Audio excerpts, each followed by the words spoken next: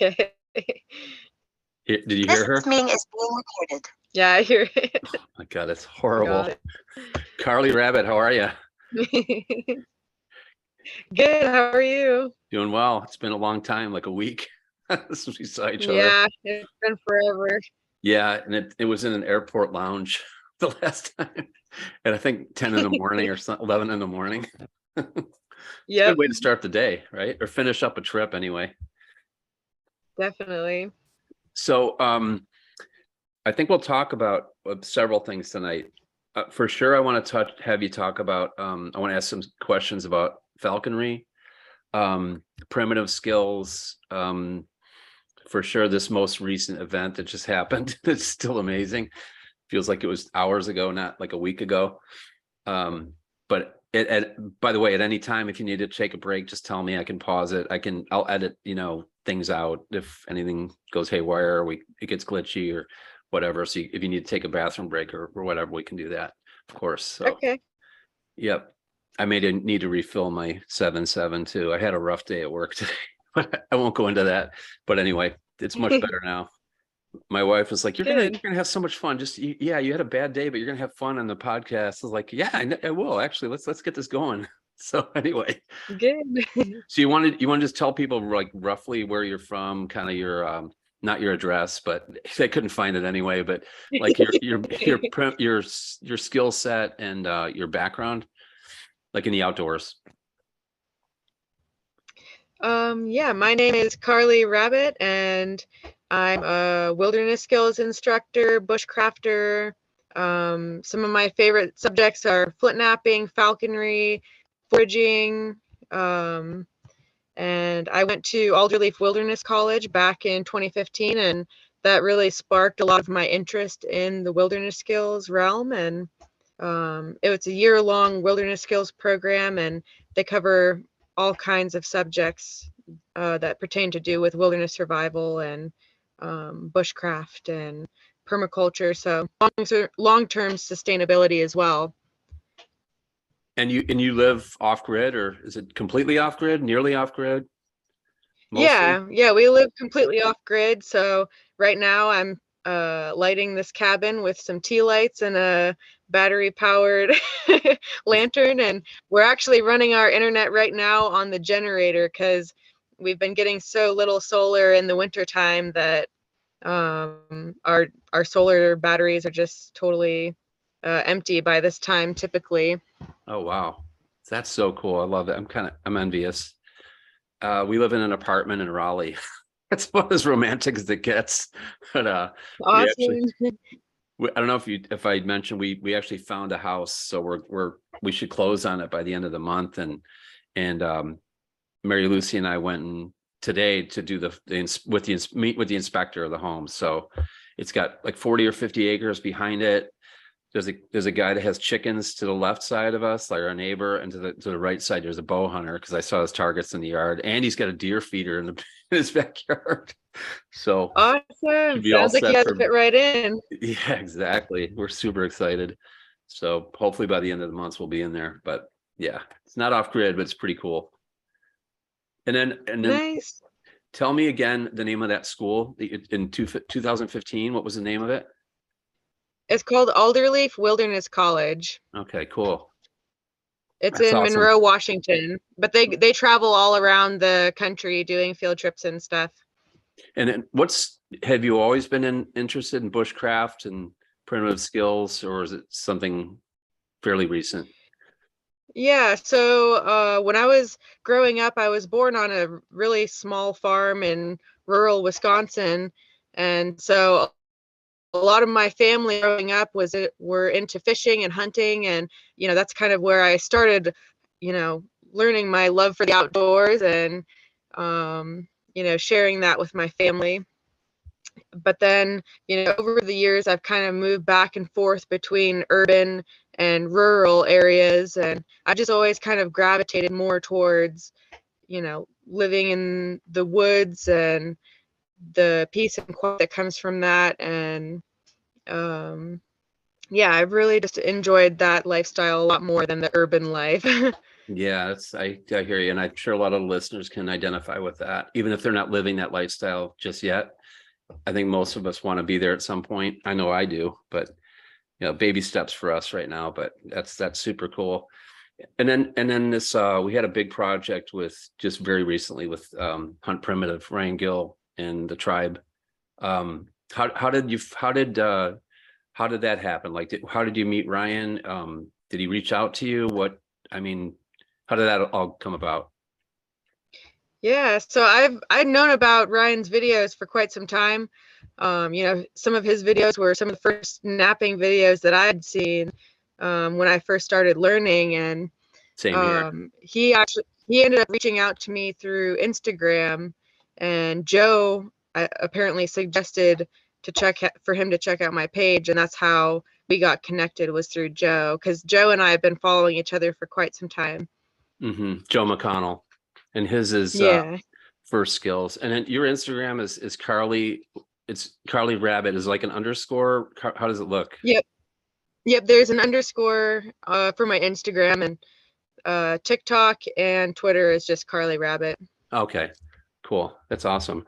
Yeah, I've been filming for Ryan for a few years now, but I was like, as soon as he was talking about the people who are going to be on the hunt, I was, of course, you go right to Instagram. I'm not on TikTok, so I have it, but I'm never on there. But I was like, oh, cool. She seems like she's made for this gig. Like, this is like right up your alley. Completely. Thanks. Yeah, it seems like next time maybe you could throw the spears though. Yeah, I would love to practice and learn. And my father and I are going to go on a hunting trip this fall, so we'll be getting some practice in. Awesome. You want to, I'm not really even sure. This was such a big project with HuntPrimitive that I don't even know where to begin, but just to preface it, I guess last year, Ryan,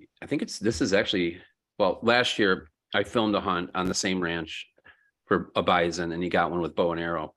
And this time, you want to just describe it? Like, it was very different. So he was the only one hunting last year. I was filming a couple of Joe and Jason Smith from Hobo Forge Survival was there. They were kind of his pushers and spotters. They were filming a little bit too, but this year was much more organized. And do you want to just touch on that a little bit? Yeah, it was a really amazing experience. We were just kind of expecting to be pushing from the back of the field where we were entering, and we ended up kind of being right in the middle of the action, as far as, because I was positioned between Tristan and Sam, and I was trying to cover both of them with the footage. And once the first spear hit, it was game time, go, and it just all happened so fast. Trying to capture what both of them were doing at the same time, and So following along with. You were filming on your camera, and then your video camera, and then trying to run and keep up. And Yeah, there's a lot of running and stopping, and just like taking three deep breaths and just holding my breath so I didn't pant through the footage. yeah, it was so different from last year, where it was more like a stalk, and this was more like an assault, like where you singled out one animal, and then were there five hunters, right? Five, they were throwing at laterals, five, right? Yep. Five. So Yeah. each hunter had at least one, I think, had a cameraman or woman. And I was saying, this week we've been texting a group text through HuntPrimitive, the tribe, about how it all went and kind of motivating each other. And I haven't posted it yet, but I was thinking part of my training is to take Imodium the night before the hunt so I don't shit myself. I was thinking the same thing. I was like, oh man. That's gonna just part of my training regimen. Running, Imodium, maybe Tums the night before. Probably, I don't know, because like it happens so fast. Like we're going from like sneaking in to, and I'm sure like primitive peoples, it's been forever. It goes from 0 to 60 in a second. It's just like it's on, and we're running all different directions, trying to get trampled. You nearly got trampled. I think Tristan, somebody else nearly got trampled. Maybe all of us. It never ran at me directly, but I saw other people kind of dodging out of the way of this bison, 1,000-pound animal running at you full bore with spears hanging out of it. It's Yeah, crazy. it was an experience. Yeah. So Definitely from the contrast of us stalking and then all of a sudden the action just unfolding was really cool, especially to look back on checking out the footage again. yeah, because you downloaded it right to your laptop. Yeah. I Yeah, wish so I I can kind of watch the play-by-play, like the contrast of all the quiet serene footage of us, kind of coming up and all surrounding it. And as soon as that first hears and it's like, go, go, go.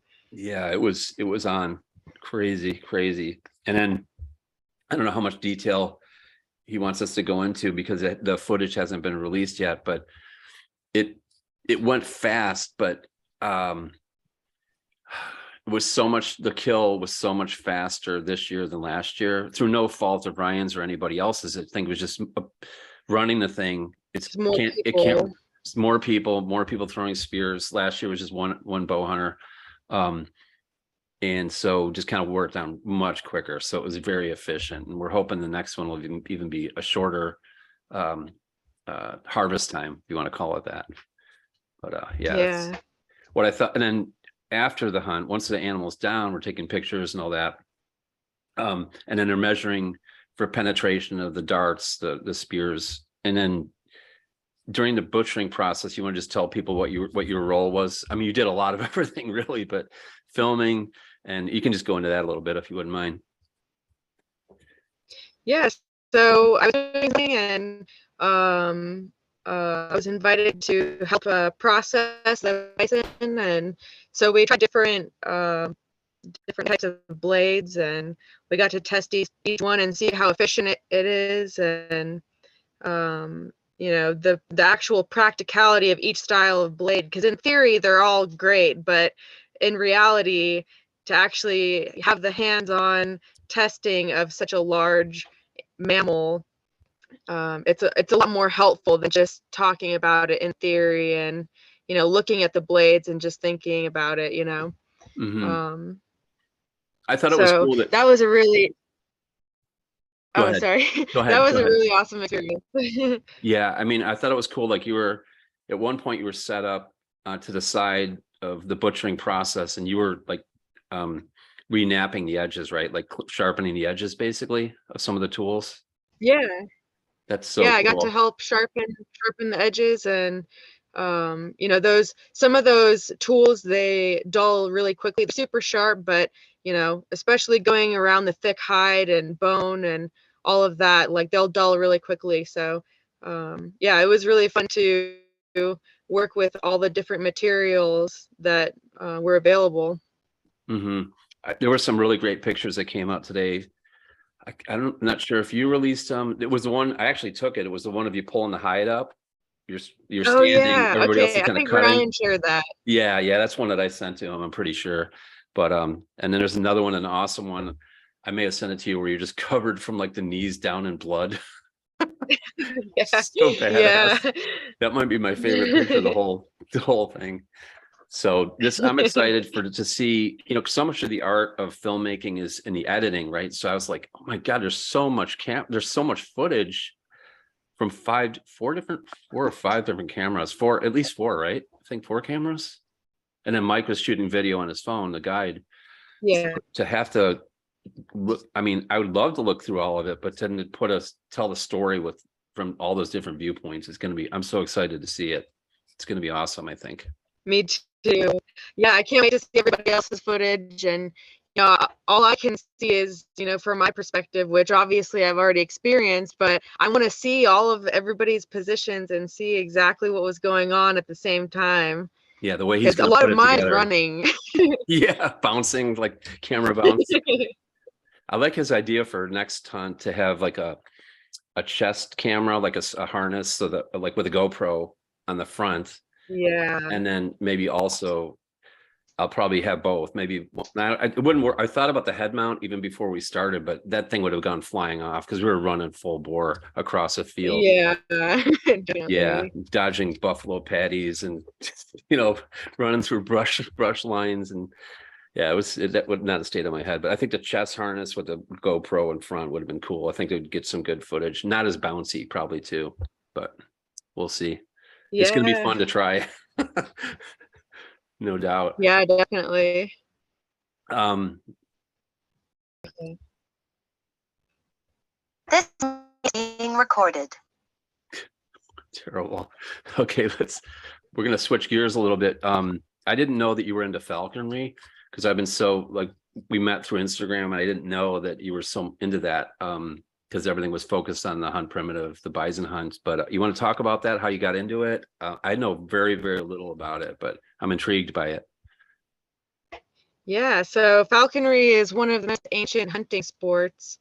And I actually had no idea that falconry was even legal until just a few years ago. Like, it was a couple of years before I actually started. I knew that falconry was a thing, but I didn't actually know that you could do it here in the United States legally. And obviously there's a lot of red tape, a lot of permits. It goes hand in hand with conservation a lot. But the first time I heard about it, I was watching a movie called The Eagle Huntress. Have you seen that? I have not, no. I'm going to write it down though. It's pretty good. It's about this chick named Aisha Pen, and she is one of the first eagle huntresses in Mongolia. And it's all about her learning how to hunt with golden eagles with her father. And they're amazingly skilled. And so I watched that and I was just so blown away and inspired. And I just kind of put that in the back of my head. And a couple years later, I was going through the hunting guides and pamphlets and just kind of looking at all the different seasons and tags. And I saw falconry tags and I was blown away. I was like, what? That's actually legal here? Yeah. And so immediately I went online and I was looking up, how do I get started? And I found out, so you have to have a sponsor. And your sponsor is going to be the one to teach you for the next 2 years. And so I was looking through online at the Department of Fish and Wildlife for a list of falconry sponsors who might be available in my area. And I found Craig, who I ended up contacting, and I never heard back from him.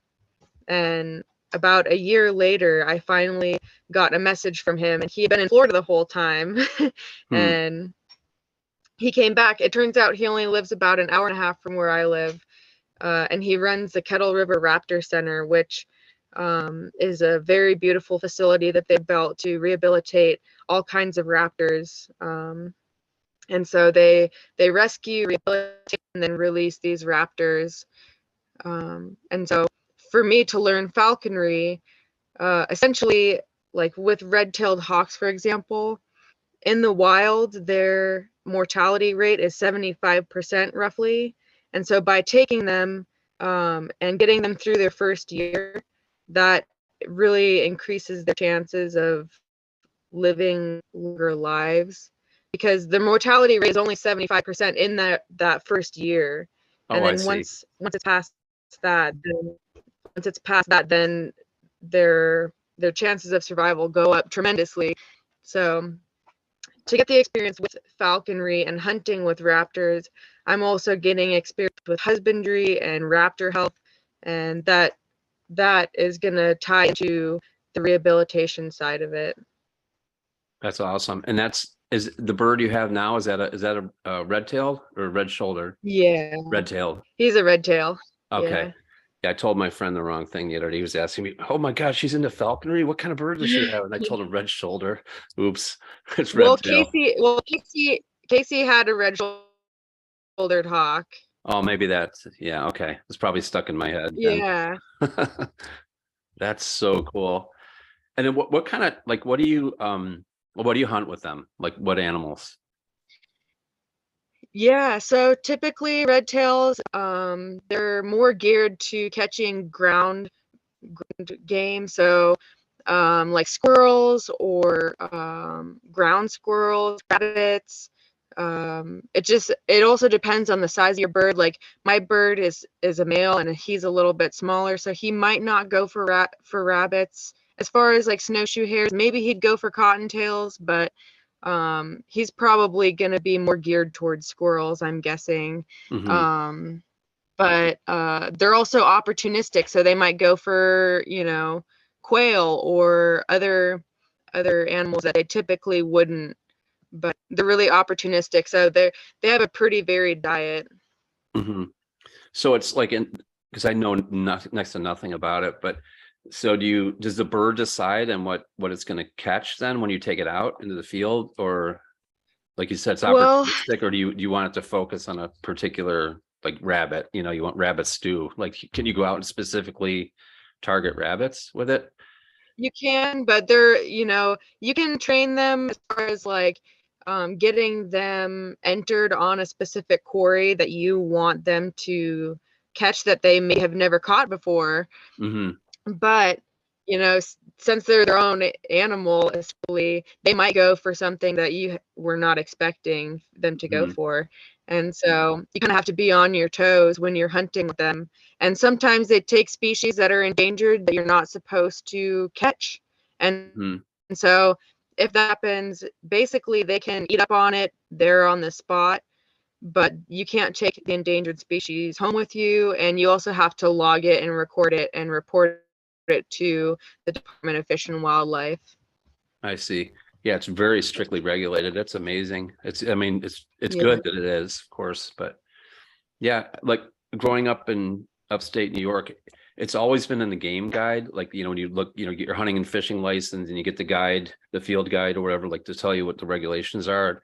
It's always been there even since I was a little kid. I was like, but I didn't know one person that did it. But it's just so cool. It's just like the romance of it. I think is just amazing. Yeah, it's really Yeah, cool. it's a lot of people say, "Oh, falconry, that's a cool hobby." But it really is a lifestyle. Like, you have to be dedicated. You have to do it every single day. You can't, it's living beings that you're working with. You can't just like put them down and walk away and forget about them. You're really taking care of them every day, cleaning and really like, yeah. This meeting being recorded. So we should do So a yeah. red tail hawk bison red tail. But let me start over. We should do a bison hunt with red tail hawks. Just have them That would swooping be pretty down. crazy. Yeah. You would need a lot of them. Yeah, yeah, really. But you were saying about the lifestyle, like it's not just like a hobby or can you yeah, just go on with that. Yeah, so a lot of people, they think about falconry and they're like, oh, that's a nice hobby, but really it is a lifestyle. It takes a lot of dedication and time, and you can't just like put it down and walk away. You have to take care of this animal every day, sanitizing, weighing your bird, weighing the food for the bird, making sure your facilities are up to par and all of the gear is ready to go. You have to inspect your gear daily. So it's really a lot of work. Every day I spend at least an hour and a half to 3 hours tending to my bird and Wow. cleaning and training, and so it's a lot. And yeah, it's every day. It's not just every other day. Right. Yeah. And at the end of the process, you let it go, right? I mean, you release it. Yeah. So I mean, you have the option to keep your bird for as long as you'd like. And a lot of people will keep their first red tail for 20 plus years. Oh, wow. And they'll have this like amazingly strong relationship with this bird. But personally, since where I live, it's really hot in the summer and the facilities that I have aren't air conditioned, I like to release them in the spring just because it's such a challenge to keep them cool in the summer. Mm, yeah. And what would do they fly to cooler like climates? Is that what happens? Like naturally, they would just go to Yeah, north. sometimes. Uh-huh. Yeah. Sometimes they'll migrate, but sometimes they'll stick around in the same territory for a long period of time. I used to fish. This is kind of off topic, but I used to fish in the Everglades a lot and guided there for many years. And there's a road called Loop Road, and it's a 20-mile stretch south of Tamiami Trail, which is like the main road that goes through the Everglades.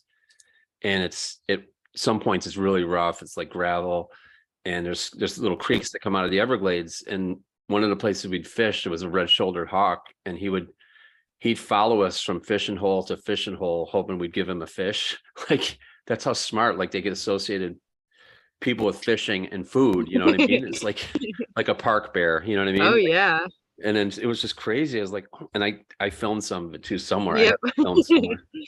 Yeah, like, we catch a little bluegill, and you think if it had facial expressions, its eyes would have been like this, but it would fly in the nearest branch to you without actually landing on you, and like, please give me the fish. And then, but my friend's wife she was a college professor, and she was doing ecology, Everglades ecology, and fishery, fish in particular.